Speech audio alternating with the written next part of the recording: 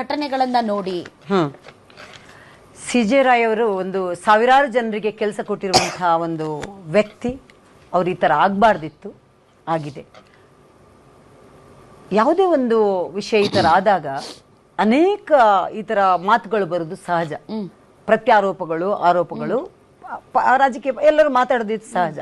ಆದ್ರೆ ಅದನ್ನು ಏನು ಅಂತ ತಿಳ್ಕೊಬೇಕಂದ್ರೆ ಒಂದು ಕರೆಕ್ಟ್ ಆದ ಒಂದು ಏನು ತನಿಖೆ ಆಗ್ಬೇಕು. ಅದಾದ್ಮೇಲೆ ವಿಷಯ ಏನು ಅಂತ ಗೊತ್ತಾಗುತ್ತೆ. ಒಂದನೇದು. ಎರಡನೇದು, ಇಲ್ಲಿ ಆಗಿರೋದು IT raid. C J Roy ಅವರು ನನ್ಗೆ ಇಲ್ಲಿ ಓದಿರೋ ಪ್ರಕಾರ 12ನೇ ಬಾರಿ ಈ ತರ ರೈಡ್ ನ ಎದುರಿಸಿದ್ದಾರೆ, ಮೊದಲ ಬಾರಿ ಅಲ್ಲ.